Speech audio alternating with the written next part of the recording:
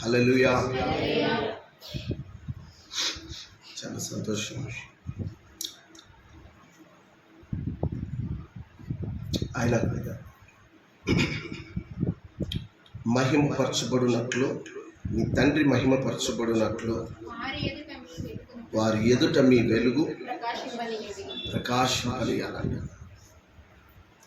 హల్లెలూయా. దేవుని యొక్క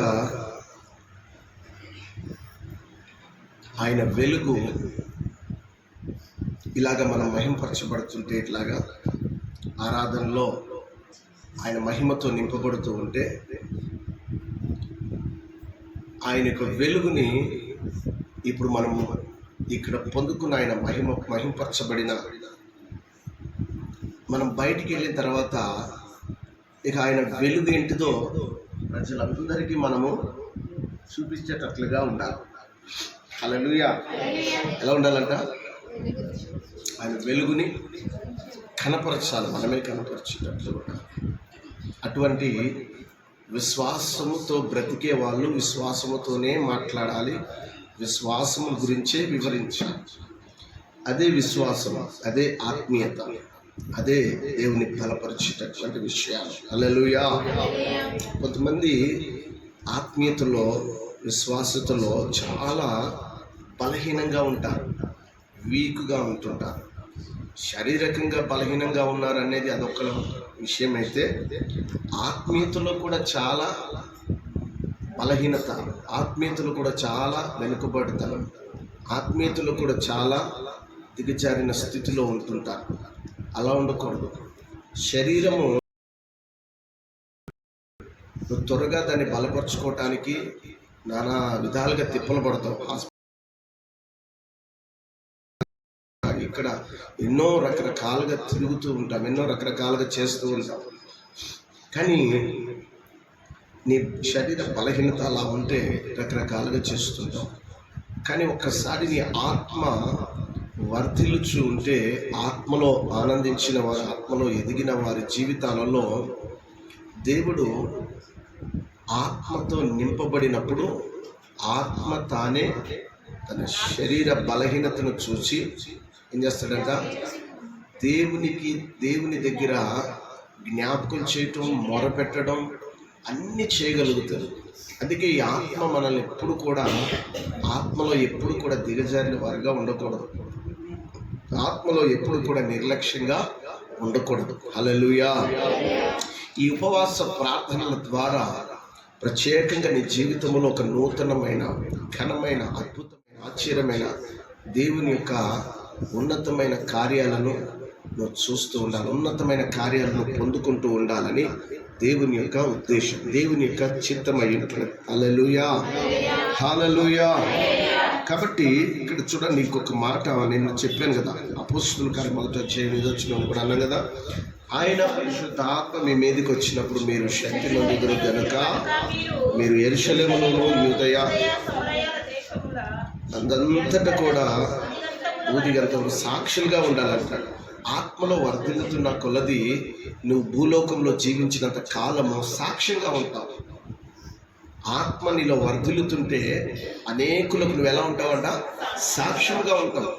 నువ్వు సంఘములో ఒక ఆత్మలో వర్ధిల్లేటట్లుగా, దేవుని యొక్క నామాన్ని మహిమపరిచేటట్లుగా, నీవు మహిమపరచబడేటట్లుగా ప్రభుని నువ్వు ఆరాధిస్తున్నప్పుడు నీకు ఎంత శ్రాయశక్తులుగా నువ్వు ఎంత చేయాలో అంత చేస్తూ ఉంటే దేవుని సన్నిధిలో దేవుడు నీకు అంతగా ఆయన చేయాల్సినంత చేయగలుగుతాడు. హల్లెలూయా. చూడండి, ఒక చిన్న ఉదాహరణ చెప్తాను. పేతురు గురించి కూడా నేను చెప్పానండి. పేతురు విషయంలో కూడా ఆయన చెప్పినటువంటి విషయాన్ని మనం గమనిస్తే, పేతురు అపోస్తులుల మనుషులకు వాళ్ళకి కాదు కానీ నా యేసుకే నేను ఎలా ఉంటానన్నాడు, నా యేసుకే నేను లోబడి బ్రతుకుతానన్నాడు. హల్లెలూయా. నా యేసు ప్రభుకే నేను లోబడవలెనని దేవుడు తన మాటల ద్వారా పేతురు గమనించింది, పేతురు తెలుసుకున్నది, అదే తన జీవితంలో చేయగలుగుతున్నాడు. హల్లెలూయా. ఎందుకంటే మనుషులు కొందరు లెక్క చేయొచ్చు, కొందరు లెక్క చేయకపోవచ్చు. కొందరు కొంతకాలం చేస్తారు, కొందరు కొంతకాలం చేసి మానేస్తుంటారు. కాదు, జీవిత కాలం అంతా కూడా నీవు ఒక తీర్మానం చేసుకున్న, ఒక నిర్ణయం తీసుకున్నావంటే అదే తీర్మానం, అదే నిర్ణయం జీవిత కాలం అంతా కూడా నీవు జాగ్రత్త కలిగి నువ్వు తీసుకోవాలని ప్రభు పేట మీకు తెలియపరుస్తూ ఉన్నాం. హల్లెలూయా, హల్లెలూయా. అందుకే సువార్తల గురించి నేను సిగ్గుపడు వాడను కాను అని అంటాడు. ఎందుకు ఆ మాట అనగలుగుతున్నాడు? స్వార్థ విషయంలో నేను సిగ్గుపడాల్సిన అవసరం లేదంటున్నాడు. సిగ్గుపడు వాడని నేను కాను అని అంటున్నాడు. రోమపత్రికలో చాలా చక్కగా ఆ మాట రాస్తూ ఉన్నాడు. చూడండి, రోమపత్రిక 1వ అధ్యాయం 16వ వచనం, స్వార్థల గురించి నేను సిగ్గుపడు వాడను కాను, ఎలయనగా నమ్ము ప్రతివానికి, చూసారా, నమ్ము ప్రతివానికి కూడా, అంటే నమ్ముతున్న ప్రతివానికి కూడా, ఎవ్వరికి కూడా నమ్ము ప్రతివానికి సిగ్గుపడాల్సిన అవసరం లేదంటున్నాడు. ఎందుకంటే నీ జీవితంలో జరిగిన గొప్ప సాక్ష్యమే ఇతరులకు చెబితే చాలు, అదే గొప్ప సువార్త. నీ జీవితంలో జరిగిన ప్రతి విషయాన్ని తెలియపరచుకుంటూ వస్తుంటే, ఎందుకు నీ జీవితంలో అలా జరిగింది అని అడిగే ప్రశ్న వచ్చింది అనుకోండి, నా యేసయ్య కలువరి సిలువలో రక్తాన్ని కార్చి ప్రాణం పెట్టి నా కొరకు చనిపోయి తిరిగి 3వ దినమున మృత్యుంజయుడై తిరిగి సజీవుడిగా లేచాడు కాబట్టి ఆయన నన్ను బ్రతికించాడు. ఆయన నాకు విడుదలనిచ్చాడు, స్వస్థతనిచ్చాడు, ఆరోగ్యమునిచ్చాడు. ఆరోగ్య ప్రదాతగా ఆయన ఉండి నన్ను బ్రతికిస్తూ ఉన్నాడు. హల్లెలూయా. ఇక ఇటువంటి చిన్న సువార్త చెప్పడానికి నీ సిగ్గెందుకు? సిగ్గుపడాల్సిన అవసరం లేదు. నీ జీవితంలో నీకు దేవుడు చేసిన మేలును చెప్పడానికి సిగ్గుపడాలి. దానికి ఇదేమైనా సంబంధం ఉందా? అవసరమే లేదు. కీర్తనకారుడు అంటాడు కదా, ఆయన చేసిన ఉపకారములలో దేనిని మరొకంట. 103వ కీర్తన మొదటి 2-3 వచనాల నుంచి మనం గమనిస్తే ఆయనని స్తుతించే వారిగా ఉండాలి, ఆయన ఘనపరిచే వారిగా ఉండాలి. హల్లెలూయా, హల్లెలూయా. చూడండి, నీకో మాట చూపిస్తాను. ఎఫెసీ పత్రిక 6వ అధ్యాయం, ఎఫెసీ పత్రిక 6:19-20లో మనం గమనిస్తే, మరియు నేను దేనిని నిమిత్తము రాయబారిన సంఖ్యలలో ఉన్నానో, చూసారా, ఏ విషయంలో ఒక రాయబారిగా నేను సంఖ్యలు బిగించబడి ఒక బందీఖానాలో బందీగా ఉన్నానో ఆ విషయాన్ని గురించి చక్కగా తేటగా తెలియపరుస్తూ ఉన్నాడు. హల్లెలూయా. అది ఆ సువార్త మర్మమును ధైర్యముగా తెలియచేయుటకును నేను మాటలాడ నోరు తెరుచున్నప్పుడు దానిని గురించి నేను చూసారా, మాటలాడవలసినట్టుగా ధైర్యముతో మాట్లాడుటకై వాక్శక్తి నాకు అనుగ్రహింపబడినట్లు నా నిమిత్తమును పూర్ణమైన పట్టుదలతో విజ్ఞాపనలతోనూ ఏం చేయాలంట? పూర్ణమైనటువంటి పట్టుదలతో చేయాలి, విజ్ఞాపనం చేయాలి. కొంతమంది ఇక్కడ ప్రార్థన చేయండి అంటే ఇది పట్టుదల అంటారా? చెప్పండి. అయ్యో అదేంటి శుద్ధి స్తోత్రం పట్టుదల కాదా? ఏంటి పట్టుదల? పట్టుదలగా ప్రార్థన చేయాలి. ఉపవాస ప్రార్థనకు వచ్చినప్పుడు ఎప్పుడు వచ్చినా మనం కూర్చునేది గంట లోపే అయిపోతుంది. 15 నిమిషాలే మనం చేసే ప్రార్థన కదా. ఒక్కొక్కరు వ్యక్తిగతంగా చేయండి అని అంటున్నప్పుడు అమ్మ ఒక్కరు చేయండి అని అన్నాం అనుకోండి, ఒకరు చేస్తూ ఉంటే మిగతా వాళ్ళు ఏం చేస్తారు? శుద్ధి శుద్ధి స్తోత్రం శుద్ధి స్తోత్రం అనుకుంటూ ఉంటారు, నిద్ర రాకుండా కాపాడుకోవడానికి. అవునా? నిద్ర రాకుండా కాపాడుకోవడానికి అంటారు, అంతే. పక్కన వాళ్ళు చేస్తుంటే కార్యం జరిగించు ప్రభా, కార్యం జరిగించు ప్రభా అని ఆ శక్తితో నిన్ను కూడా ఏం చేయాలి? అడగాలి. అదే నీ ఆసక్తి, అదే నువ్వు మహిమపరచబడేటటువంటి. ఎవరు వచ్చి నిన్ను గట్టిగా ఉద్యోగం చెప్పాలా? కాదు. అదే ప్రభు ఇక్కడ అదే అంటాడు, నేను మాట్లాడవలసినట్టుగా ధైర్యంతో మాట్లాడుటకై వాక్శక్తి నాకు అనుగ్రహించినట్టు.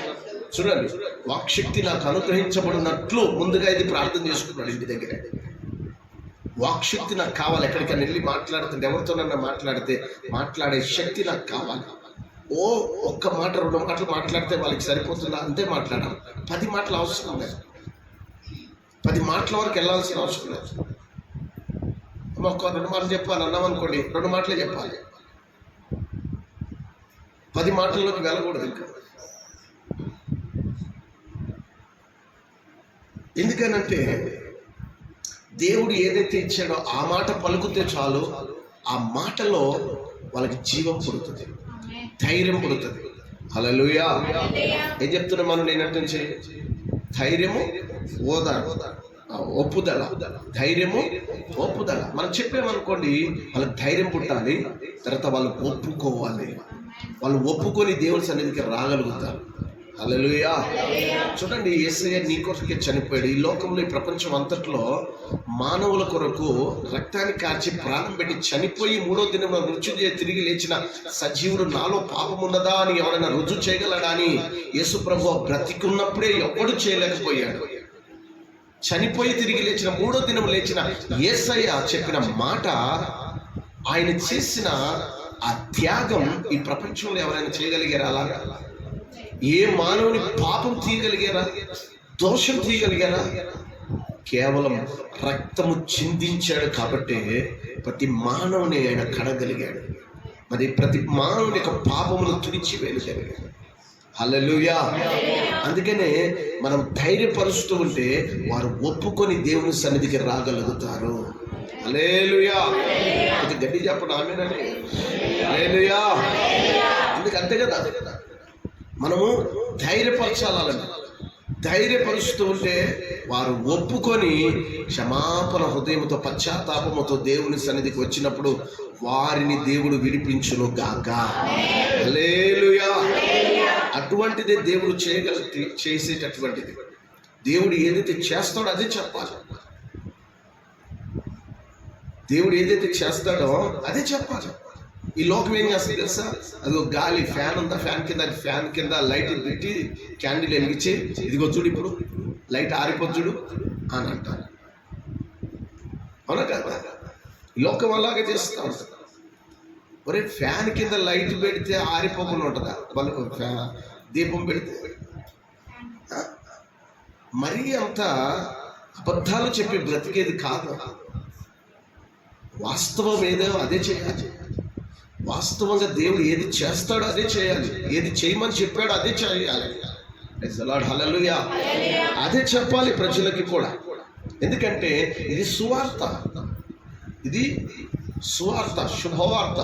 ప్రజలందరికీ కలగబో మహా సంతోషకరమైనటువంటి శుభవార్తమానం, సంతోషాన్ని ఇచ్చే శుభవార్త ఇది. హల్లెలూయా. అటువంటి సువార్త ప్రజలందరికీ మనం ఏం చేయాలి? అందిస్తూ ఉండాలి. మన తోటి వారికి అందిస్తూ ఉండాలి, వారికి తెలియపరుస్తూ ఉండాలి. భవిష్యత్తు గురించి మనం చెప్తూ ఉండాలి. కొన్ని విషయాలు, భవిష్యత్తులో జరగబోతున్న కొన్ని విషయాలు ఉంటాయి. ఒక దినము సంభవించక మునిపే దీపం ఉండగా ఇల్లు చక్కబెట్టుకునే విషయాలను, కొన్ని కుటుంబానికి గురించి కావలసిన కొన్ని విషయాలు చెబుతూ ఉండాలి. బ్రతుకులు, జీవితాలు మార్చబడుతూ ఉంటున్నాయి. హల్లెలూయా. 1 తెస్సలోనిక పత్రిక చూడండి. అక్కడ ఒక చక్కటి మాట చెల్లిపరుస్తున్నారు చూడండి. ఇక్కడ పేతురు ఇక్కడ విషయాన్ని చూసినప్పుడు ఏం చేశాడు? అక్కడ నోరు తెరిచినప్పుడు నేను దానిని గురించి నేను మాట్లాడవలసినట్టుగా ధైర్యముతో మాట్లాడుటకే వాక్శక్తి దేవుడు నాకు అనుగ్రహించాడు కదా. ఇక్కడ చదువు 2వ అధ్యాయం 1 తెస్సలోనిక పత్రిక 2వ అధ్యాయం 4వ వచనం.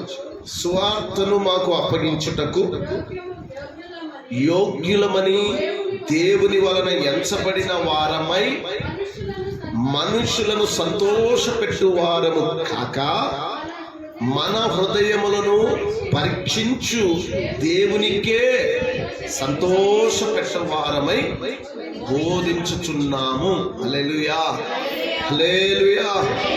దేవునినే సంతోషపెట్టు వారమై బోధించుచున్నాము. దేవుని సంతోషపడుతున్నాడు. ఎవరైనా నీ విషయంలో సంతోషపడితేనే కదా నీకేదైనా ఇస్తారు, ఇవ్వగలుగుతారు, చేయగలుగుతారు, జాగ్రత్తగా చూడగలుగుతారు. అందుకే మన దేవుని మనం సంతోషపెడితే మనకన్నీ కూడా ఆయన చక్కగా దయచేస్తాడు, చూస్తాడు, ఇస్తాడు. కావలసినవి ఏది అవసరం అది ఆ సమయానికి దేవుడు మనకి సహాయము దయచేస్తూ ఉంటాడు. హల్లెలూయా, హల్లెలూయా. అందుకనే చూడండి, ఇక్కడ ఆయన సంతోషపెట్టాలి. దేవునినే మనం సంతోషపెట్టే వారముగా ఉండాలి. ధైర్యంతో ఇతరులకు చెప్తామా? ఇతరులకు ధైర్యంతో ఎలాగైతే చెప్తామో చెప్పింది దేవుని సంతోషపెట్టే విధముగా మనం పనిచేయాలి. మన పక్క వారితో సంతోషపెడితే ఏం చేస్తారు చెప్పండి? పక్క వారిని సంతోషపెడితే ఏం చేస్తారు? అది ఏం చేస్తారు? అవసరాన్ని బట్టే నిన్ను వాడుకుంటారు. తర్వాత మంచి మాటలు చెప్తారు.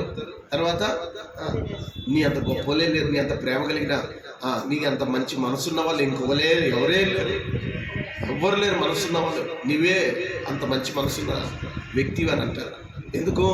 వాళ్ళు పని చేయించుకోవడానికి కోసం, వాళ్ళ అవసరాలు తీర్చుకోవడానికి కోసం, వాళ్ళ పనితనంలో అన్నిట్లలో అన్నీ చేయించుకుంటారు. అన్నిట్లో వాళ్ళు సహకరించాలని చూసుకుంటారు. అంతే, అక్కడ వరకే. అదే దేవుని సంతోషపెట్టు, దేవుడే నిన్ను ఒక ఘనమైన పాత్రగా నిలబెడతాడు. హల్లెలూయా.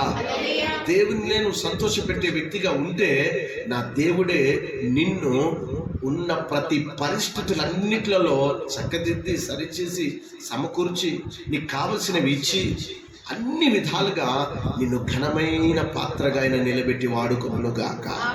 హల్లెలూయా. అలాగే చూడండి, 2వ తిమోతి పత్రికలో చూస్తే 1వ అధ్యాయం చూడండి, అందులో రాస్తాడు ఒక మంచి మాట. ఇక్కడేమో సంతోష పెట్టమంటున్నాడు. 1వ అధ్యాయం 8వ వచనంలో చూస్తే, కాబట్టి నీవు మన ప్రభువు విషయమైన సాక్ష్యమును గూర్చి అయినను, ఆయన ఖైదీనైనా నన్ను గూర్చి అయినను సిగ్గుపడక దేవుని శక్తిని బట్టి స్వార్థ నిమిత్తమైన శ్రమానుభావములలో పాలివాడనై. చూసారా? దేవునిలో స్వార్థ నిమిత్తమైన శ్రమానుభవములో పాలివారిగా ఉండాలి. అంటే శ్రమ అనుకోకూడదు, కష్టం అనుకోకూడదు, బాధ అనుకోకూడదు. మనం ఏం చేయాలంట? ఒక అనుభవంతో వచ్చి మనము సహకరించాలి. మనం ఒక అనుభవంతో వచ్చి సహకరించాలి. నువ్వు వచ్చిన పని వల్ల నీకు ఒక అనుభవం అనేది ఏర్పడుతుంది. ఇది ఇలా చేయటం వల్ల నేను నేర్చుకోగలిగాను, నేను చేయటం వలన నేను ఒకటి అనుభవించగలిగాను, ఇలా చేయటం వలన దేవుని పని చేయటం వలన దేవుడు నాకు ఆయన యొక్క కృప నాకు అనుగ్రహించాడు, ఆయన సహాయం నాకు ఇచ్చాడు, ఆయన కాపుదలనిచ్చాడు, ఆయన ప్రసన్నతనిచ్చాడు. ఇలా ప్రతి ఒక్కటి కూడా ప్రభువు మనకు అలా దయచేయును గాక. హల్లెలూయా. అందుకనే చూడండి, తీతుకు రాసిన పత్రికలో ఆయన ఏమంటాడంటే, వేటిని గురించి వేటిని గురించి మనం బోధించుచున్నామో దాంట్లో ఒక విషయం చెప్తారు చూడు. వీటిని 2వ అధ్యాయం 15వ వచనం చూడండి. వీటిని గురించి బోధించుచు హెచ్చరించుచు సంపూర్ణాధికారముతో దుర్బోధను ఖండించుచు నుండుము. నిన్నెవరిని తృణీకరింపనీయకుము. నిన్ను ఎవ్వరు కూడా నిన్ను తృణీకరించకూడదు. అర్థమైందా? నువ్వు ప్రార్థన చేస్తున్నావు అని అంటే, దేవుని శక్తిని పొందుకుంటున్నావు అంటే, ఇక నిన్నెవరు తృణీకరించేవారు ఉండకూడదు. అంటే తృణీకరించకుండా నువ్వు అంతగా కాపాడుకోవాలి. ఒకవేళ నేను ఈ మాట చెప్తే వాళ్ళు నన్ను తృణీకరిస్తారేమో అని నువ్వేం చేయాలి? జాగ్రత్త పడి ఏ మాట చెప్పాలో ఆ మాటే చెప్పాలి, ఏ మాట చెప్పకూడదో ఆ మాట చెప్పకూడదు. ఎంతవరకు చెప్పాలో అంతవరకే చెప్పాలి, ఎంతవరకు చెప్పకూడదో అంతవరకు పోకూడదు. హల్లెలూయా. అందుకే ఇక్కడ దేవుడు చాలా చక్కగా ఈ విషయాన్ని తెలియపరుస్తున్నాడు. ఈ విషయం ఎవరి దగ్గర అంట? చూడండి, గమనించాం. ఈ విషయం ఎవరి దగ్గర? అందరే ఎవరి దగ్గర అన్నాడు? దుర్బోధలు బోధించే వారి దగ్గర ఉండొచ్చు. ఇంకా ఇంకా చెప్పాలా? నేను వినండి. ఈ విషయాన్ని గమనిస్తే నీ దగ్గర కానీ, నీకు సంబంధించిన వ్యక్తుల దగ్గర కానీ, భార్య, భర్త, తల్లిదండ్రులు, అన్నదమ్ములు, అక్క చెల్లెలు, కడుపున పుట్టిన కొడుకులే కానీ, కూతుర్లే కానీ, అత్తమామలే కానీ, ఎవరైనా బంధువులలో ఎవరైనా సరే, ఎవ్వరు నిన్ను తృణీకరించేంత వరకు మనం తెచ్చుకోకూడదు. హల్లెలూయా. చాలే, ఎక్కువ చెప్పావు అని అంతవరకు మనము తెచ్చుకుంటామా? తెచ్చుకుంటే మనం చెప్పిన దానికి, మనం బ్రతుకుతున్న దానికి విలువ మనమే పోకూడదు. అందుకే దేవుని వాక్యం అని చెప్తుంది, అంతవరకు నువ్వు తెచ్చుకోకూడదు. ఇక కుటుంబస్తుల్లో, బంధుమిత్రుల్లో వాళ్ళందరి దగ్గర తెలిసిన తర్వాత, చెప్పుకున్న తర్వాత, నిలబడిన తర్వాత నీ సాక్ష్యం నిలబడతారు. తర్వాత ఇక దుర్బోధులు చెప్పేవాళ్ళు ఉంటారు. దుర్బోధులు చెప్తారు, భయం పెడతారు, లేకపోతే రకరకాలుగా చెప్తుంటారు. ఈ రకరకాలుగా చెప్పే వాళ్ళకు కూడా మనం ఏం చేయాలంటే గమనించాలి. వాళ్ళ దుర్బోధన ఏముంది, ఎంతవరకు ఉంది, కరెక్ట్ ఎంత, నిజం ఎంత లేదు అనేది మనం చూడాలి. చూసి దానిలో ఒక విషయాన్ని చెప్పాలి. దాన్ని చెప్పిన దాంట్లో వాళ్ళు వింటారు, లేకపోతే చూడండి. ఇప్పుడు నిన్న మొన్న చాలా సోషల్ మీడియాలో బాగా ట్రోల్ అవుతా ఉన్నటువంటి విషయం ఏంటిది? ప్రసాదం తినాలి.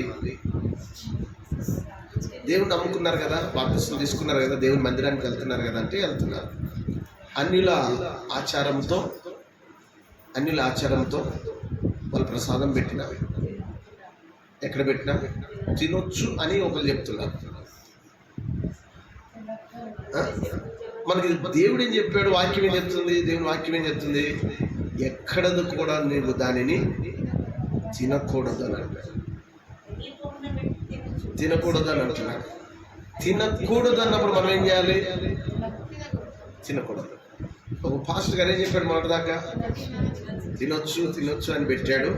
ఆయనను పట్టుకొని వాయించేదాకా ఇంకా మంచి పౌరుషంతో నలుగురు పాస్టర్లు వచ్చి గట్టిగా పిలిచి కౌన్సిలింగ్ ఇచ్చి తిట్టేదాకా ఏం కాదు అని అన్నాడు. కాకపోతే ఎందుకు అన్నాడంటే, హిందువుల దగ్గర కొంచెం అంటే అటు ఇటు ఏమవుతూ ఉంటుంది, కొంచెము అనేకమైన మనసులలో ఆ మాట విని ఒక బ్రదరు క్రైస్తవుడే, ఆ మాట విని మన క్రైస్తవుడు ఒక అబ్బాయి ఏం చేశాడంట, అయ్యో పాస్టర్ గారు శ్రీసాయిరెడ్డి గారు ప్రసాదం తినొచ్చు అని అన్నాడు, అందుకే నేను స్తోత్రం ఆమెను అనుకొని ప్రార్థన చేసుకొని తిన్నానని చెప్తున్నాడు నా దగ్గరికి వచ్చి.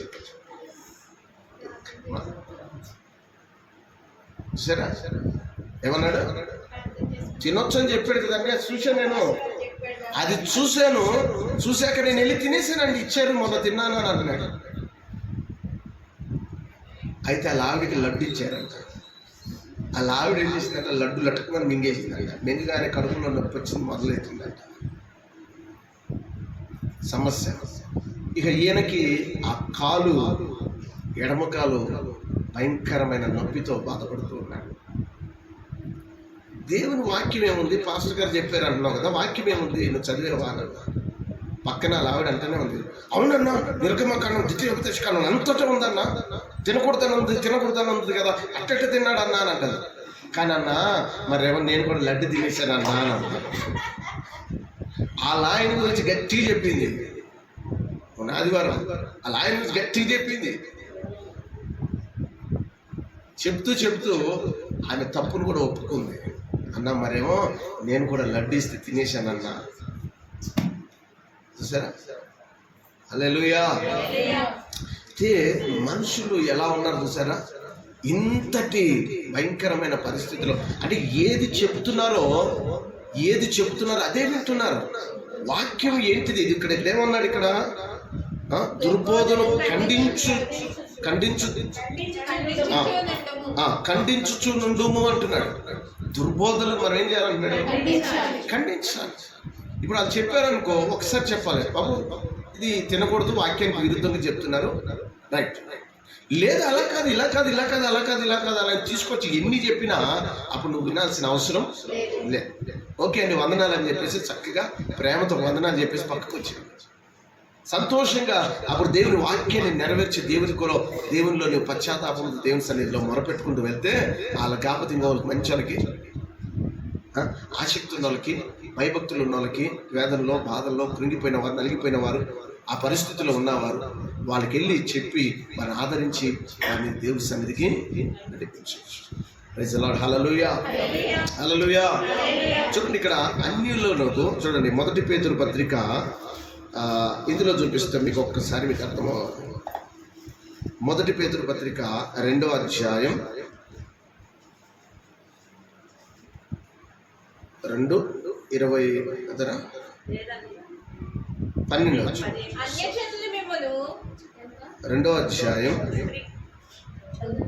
2వ అధ్యాయం 12వ వచనం చదువు. అన్యజనులు మిమ్మును ఏ విషయములో దుర్మార్గులను దూషిస్తురో ఆ విషయములో వారు మీ సత్క్రియలను చూచి వాటిని బట్టి దర్శన దినమున దేవుని మహిమపరచునట్లు వారి మధ్యను మంచి ప్రవర్తన గలవారై ఉండవలనని మిమ్మును బతిమాలుకొనుచున్నాను. హల్లెలూయా. అందుకే ఇక్కడ చాలా చక్కగా ఈ విషయాన్ని చూడండి ఎంత చక్కగా చెప్తున్నాడంటే, మనము ధైర్యముగా మనుషులకు మనము ధైర్యం తెచ్చుకొని ధైర్యంగా ఇతరులకు చెప్పాలి అని అంటే ఎంత చక్కగా చెప్తున్నాడు చూసారు కదా. అంటే వీటిని గురించి మనం బోధించేటప్పుడు, దేవుని స్వార్థను బోధించేటప్పుడు హెచ్చరించుచు సంపూర్ణ అధికారముతో దుర్బోధనలను మనం ఖండిస్తూ దేవుని ప్రేమను వెల్లడిపరుస్తూ ప్రకటిస్తూ తెలియపరుస్తున్నప్పుడు ఇక్కడ అన్యజనులు మిమ్ములను ఏ విషయములో దుర్మార్గులని దూషింతురో ఆ విషయములో వారు మీ సత్క్రియలను చూచి వాటిని బట్టి దర్శన దినమున దేవుని మహిమపరచునట్లు వారి అది ఎలా ఉండాలంట? మంచి ప్రవర్తన కలిగి ఉండాలంట. హల్లెలూయా. ఎందుకంటే అన్యులు మన మీద నింద ఎందుకు వేస్తున్నారంటే, ఇలాగ కొంతమంది సరిగ్గా లేని వారి వల్ల, క్రమశిక్షణ లేని వారి వలన. ఎవరి వలనంట? క్రమశిక్షణ లేని వాళ్ళ వల్ల. అది క్రమశిక్షణ లేకపోవటం వలన ఎంతోమంది జీవితాలు పతనమైపోవడానికి గల కారణం. అన్యుల ఎదుట చెడ్డ పేరు ఎందుకు వస్తుంది అని అంటే, హెబ్రీ పత్రిక 12వ అధ్యాయం చూడండి, అందులో రాస్తాడు, క్లియర్గా రాస్తాడు. 12వ అధ్యాయం 5వ వచనం నుంచి అనుకుంటా. ఆయన నిన్ను గద్దించినప్పుడు విసుకకుము. ప్రభువు చేయు శిక్షను తృణీకరించకుము. ఆయన నిన్ను గద్దించినప్పుడు విసుకకుము. ప్రభువు తాను ప్రేమించు వారిని శిక్షించి తాను స్వీకరించు ప్రతి కుమారుణ్ణి ఖండిస్తున్నాడు అని కుమారులతో సంభాషించినట్లు మీతో సంభాషించు ఆయన హెచ్చరికను మరిచితిరి. ఆయన మనతో మాట్లాడుతున్నాడు, ముఖాముఖిగా మాట్లాడినట్లగే ప్రభువు మనతో ఏం చేస్తున్నాడంట, మాట్లాడించినాక కూడా మనం ఏం చేస్తున్నాము, మరిచిపోతున్నాం, తృణీకరిస్తా ఉన్నాం. అందుకే దేవుని మాటలు తృణీకరిస్తున్నప్పుడు, విడిచిపెడుతున్నప్పుడు, నీకు నచ్చింది నువ్వు చేస్తున్నావు చూడు, అక్కడ నువ్వు తృణీకరించడం వలన నువ్వు నష్టపోవటం అనేది జరుగుతూ ఉంటావు. అందుకే అన్యులు కూడా నేను ఏం చేస్తారు, అప్పుడు దూషిస్తారు. ఏమన్నాడు అక్కడ, దూషిస్తారు. ఎందుకు దూషిస్తారు తెలుసా? నువ్వు దేవుని మాటనే దూషించిపోయావు కాబట్టి నవ్వుల పాలు చేస్తాను. అందుకే దేవుని మాటను దూషించి పోకూడదు. ఎప్పుడు కూడా దేవుని మాటను వ్యతిరేకించకూడదు, దేవుని మాటను ధిక్కరించుతున్నావు. అందుకే అన్యుల పాలైపోతున్నారు అంటాడు. ఇంకో చోట ఏమంటాడు, అన్యులు మిమ్మల్ని అవమానపరుస్తున్నారు. ఇక్కడ అన్యులు కూడా దగ్గరికి కూడా రానివ్వరు. కొందరు అన్యులు ఏం చేస్తారు, నిందిస్తుంటారు, బురద జల్లుతూ ఉంటారు మన మీద, క్రైస్తవుల మీద.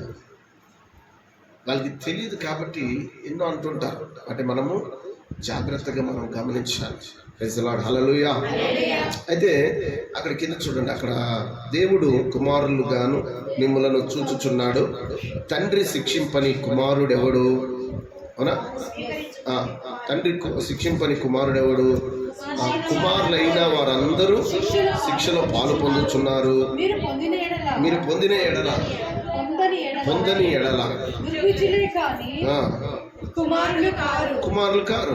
మరియు శరీర సంబంధులై తండ్రులు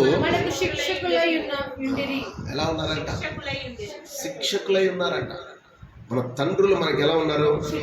శిక్షకులై ఉండి. కానీ తర్వాత వారి యందు భయభక్తులు కలిగి ఉంటుంది. అట్లయితే ఆత్మలకు తండ్రి అయిన వానికి మరి ఎక్కువగా మనం లోబడి ఉండాలి కదా. ఆత్మలకు తండ్రి అయిన దేవునికి మనం ఎలా ఉండాలంట?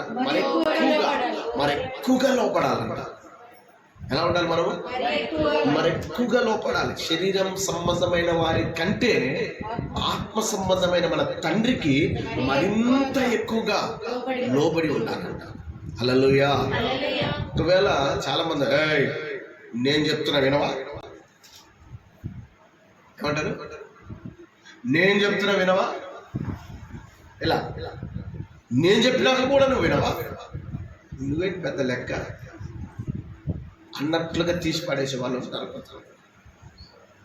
కానీ మన దేవుడు అంటే తెలుసా, నా మాటను నువ్వు ఎప్పుడైతే అంగీకరిస్తున్నావో ఆ మాట నిన్ను లోబడేటట్లుగా చేస్తుంది. నువ్వు దాన్ని నిలుపుకుంటే అది లోబడేటట్లుగా చేస్తుంది. దాన్ని నిలుపుకోకపోతే నువ్వు లోబడలేవు. దేవునిలో నువ్వు లోబడలేవు. హల్లెలూయా, హల్లెలూయా. నువ్వు లోపడాలి అని అంటే ఆ మాట నీలో నిలిచి ఉండాలి. అందుకని ఇక్కడ అంటాడు, తండ్రి అయిన వానికి మరి ఎక్కువగా లోబడి ఉండాలి. ఆత్మలకు తండ్రి అయిన వాడి. దేనికి? శరీరానికి కాదు, మనం పుట్టించిన మన తండ్రి తల్లికి కాదు. ఆత్మ అయిన తండ్రికి మనం ఎక్కువగా లోబడి ఉంటే దానిలో మనము బ్రతుకుతూ ఉండాలి. ఎక్కువగా దేవుని మాటకు లోబడి బ్రతుకుతూ ఉంటే మనల్ని దేవుడు బ్రతికింప చేస్తూ ఉంటాడు. హల్లెలూయా. అటువంటి ఆ కృపలో మనము నడిపించబడదుము గాక. అందుకనే కీర్తనకారుడు కూడా చెప్తాడు అక్కడ 34వ కీర్తన 11వ వచనం చూస్తే, మీరు వచ్చి నా మాట వినుడి పిల్లలారా, మీరు వచ్చి నా మాట యెహోవా యందలి భయభక్తులు మీకు అది యెహోవా యందు భయభక్తులు నేను నీకు నేర్పే దేవుడు మనకున్నాడు. హల్లెలూయా.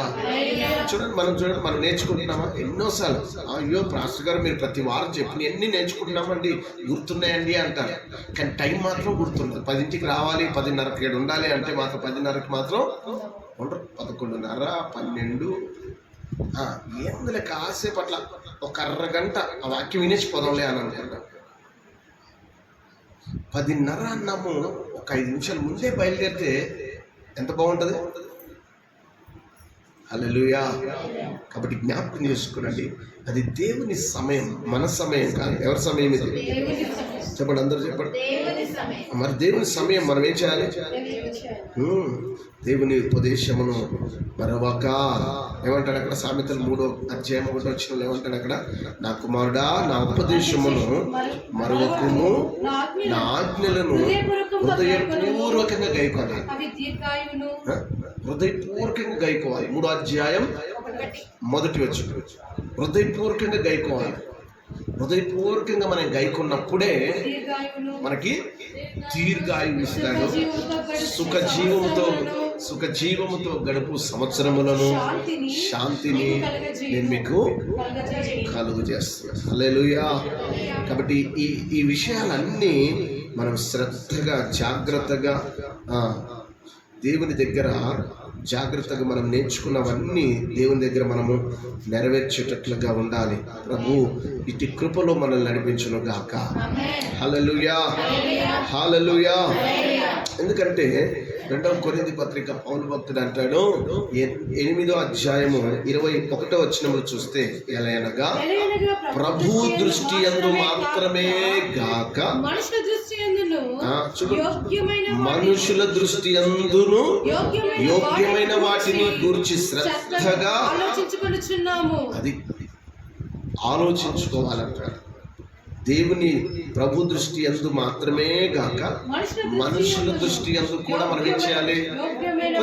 కొంచెం యోగ్యమైనవిగా మనం ఎంచుకోవాలి. 2వ కొరింథీ పత్రిక 8:21, రైట్? అయితే ఇందులో మనం గమనించాలి. ఇక ఇందులో మనము ప్రభువుని మట్టికే కాకుండా మనుషుల దృష్టికి కూడా మనం కొంచెం జాగ్రత్తగా ఉండాలంట కదా. తర్వాత ఇందులో కూడా ఇంకొక విషయం చెప్తుంది, మన పెదవులతో, అవునా, మన పెదవుల వలన దోషము, అపాయకరమైన ఇవి కూడా కనపడతాయి. చూడండి, సామెతల గ్రంథం 12వ అధ్యాయం, సామెతలు 12, ఇందులో ఉండొచ్చు, చక్కగా రాస్తాడు.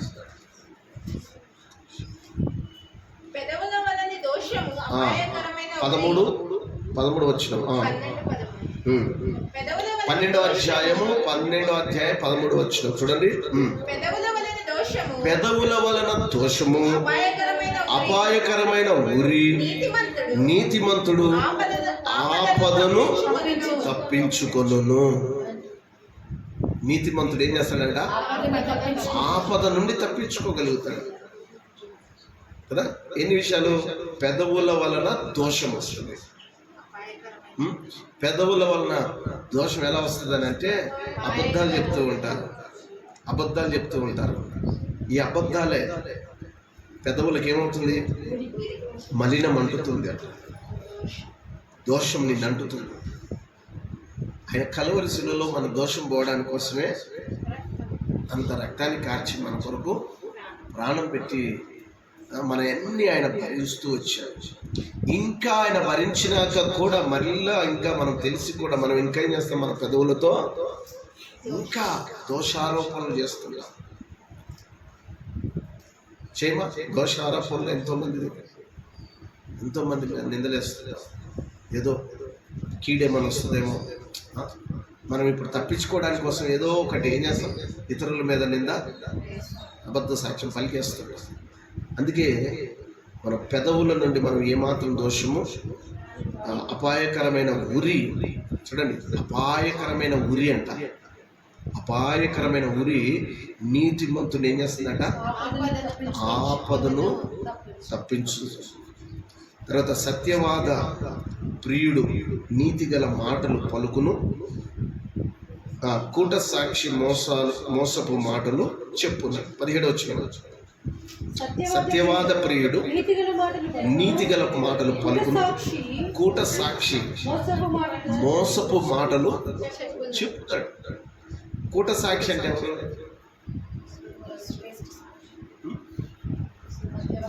చెప్పండి. కూట సాక్షి. పూట గడవాలి కదా.